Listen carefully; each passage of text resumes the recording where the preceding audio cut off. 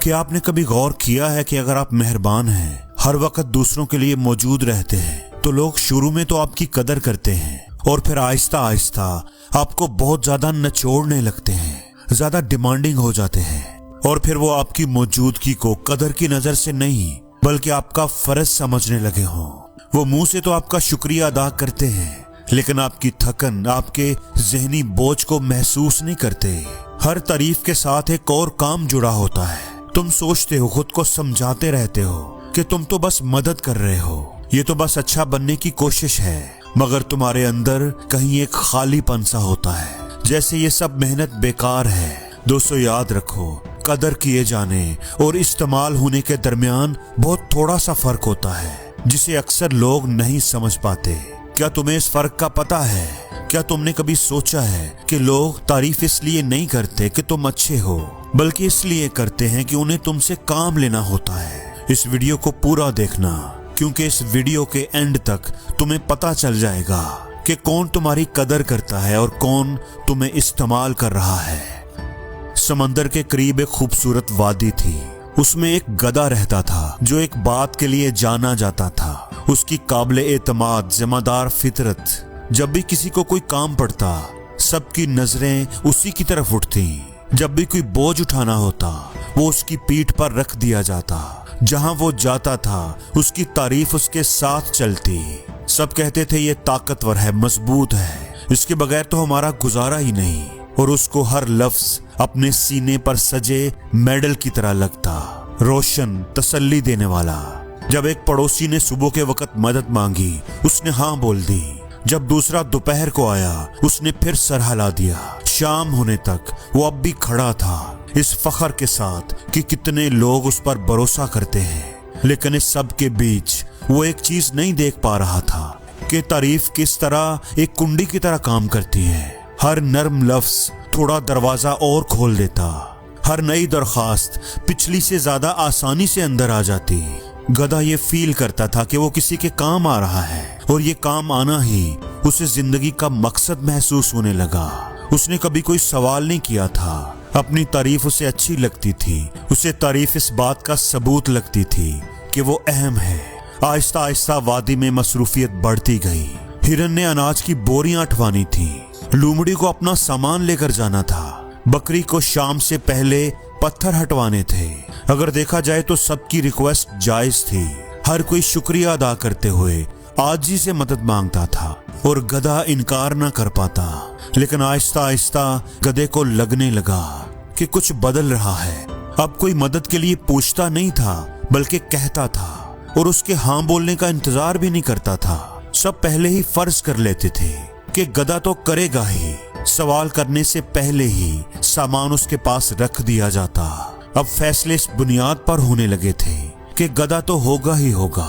تعریف نے جو دروازہ کھولا تھا، اب وہ ہمیشہ کے لیے کھل گیا تھا۔ گدھے کے لیے ہاں کہنا آسان ہو گیا تھا، اور رک کر سوچنا اسے خطرناک لگنے لگا تھا۔ اس کے دل میں یہ خوف بیٹھ گیا تھا کہ اگر میں رکا تو شاید لوگ خوش نہ رہیں، اگر میں نے سوال کیا تو تعریف ختم نہ ہو جائے۔ اسی خوف کی وجہ سے وہ رکے بغیر چلتا رہا، ایک کے بعد ایک دوسرا بوجھ اٹھاتا رہا۔ وادی میں خاموشی سے سب نے یہ بات سیکھ لی تھی کہ جو بھی بوجھ آئے گا گدھا اٹھا ہی لے گا۔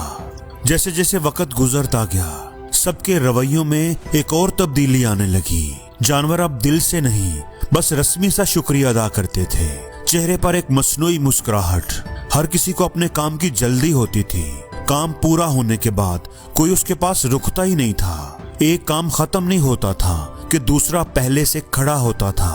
اس کے لیے تو جیسے آرام کا تصور ہی ختم ہو گیا تھا۔ گدھے نے کئی باتیں نوٹ کی، ایک بکری کا بات درمیان میں چھوڑ کر چل دینا، ایک لومڑی کا بے صبری سے کھر زمین پر مارنا۔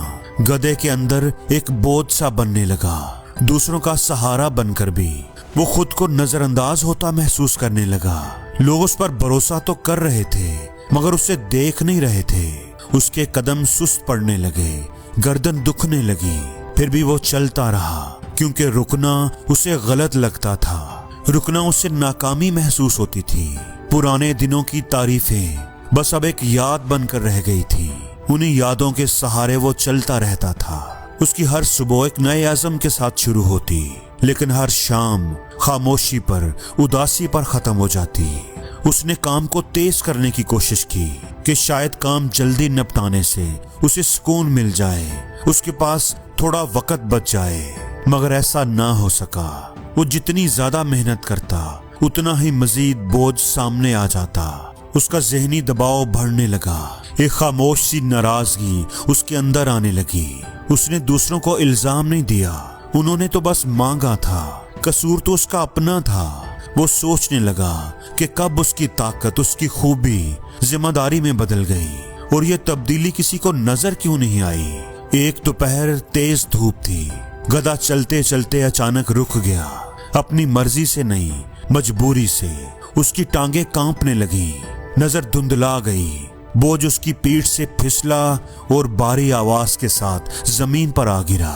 لیکن کوئی اس کی مدد کو نہیں دوڑا، چند ایک نے بس نظر ڈالی۔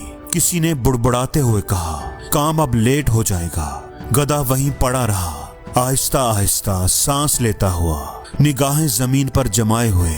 اس خاموشی میں بغیر کسی لفظ کے ایک سچ اس پر واضح ہو گیا۔ وہ تھکا ہوا نہیں تھا، نہ ہی وہ زخمی تھا، وہ تو بس اندر سے خالی ہو چکا تھا، بالکل خالی۔ شام تک وہ ادھر ہی پڑا رہا۔ شام کو ایک بوڑھا کچھوا آہستہ آہستہ اس کے پاس آیا۔ تم بہت بوجھ اٹھاتے ہو، کچھوے نے کہا، تم رکے بغیر اٹھاتے رہتے ہو، کسی کو منع نہیں کرتے۔ کچھوے نے بات بڑھائی، گدھا پھر بھی خاموش رہا۔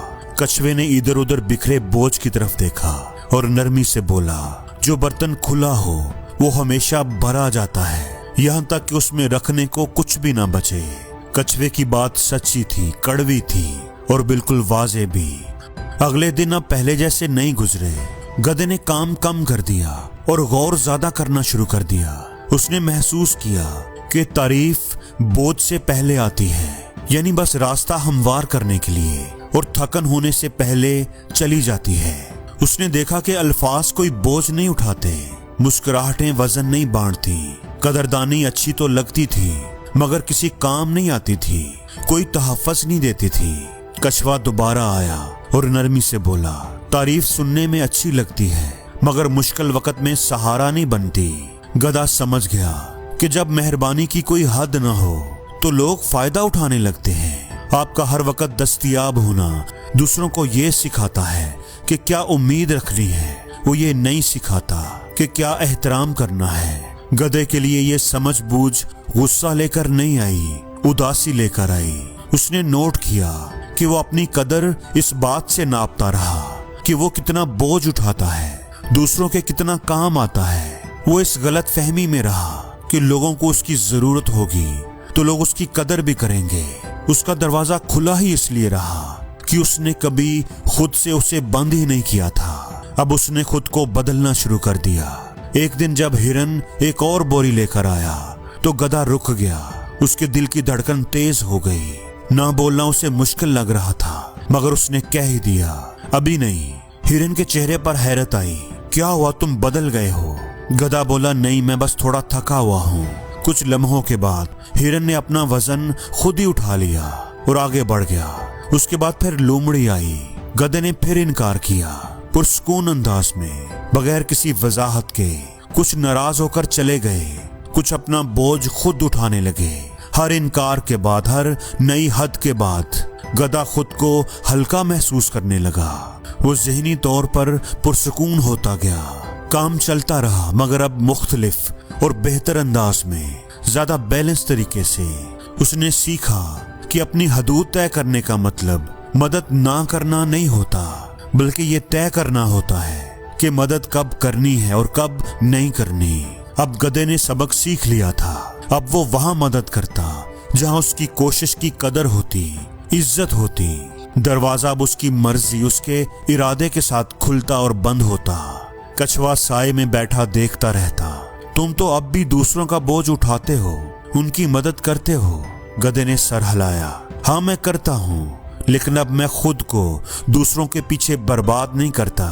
اب گدھا سمجھ چکا تھا کہ دوسروں کی مدد کرنا اچھی بات ہے مگر اپنی حدود طے کیے بغیر مدد کرنا خطرناک ہے۔ مہربانی اگر سیلف ریسپیکٹ کے بغیر ہو तो वो नेकी नहीं रहती, वो खुद को नुकसान पहुंचाने के बराबर बन जाती है। ना बोलना खुद गर्जी नहीं बल्कि अक्लमंदी है। उसने ये बात सीख ली कि जो ताकत हर वक्त खुली रहे वो हमेशा ले ली जाती है। भरा हुआ बर्तन ही बांट सकता है, खाली नहीं।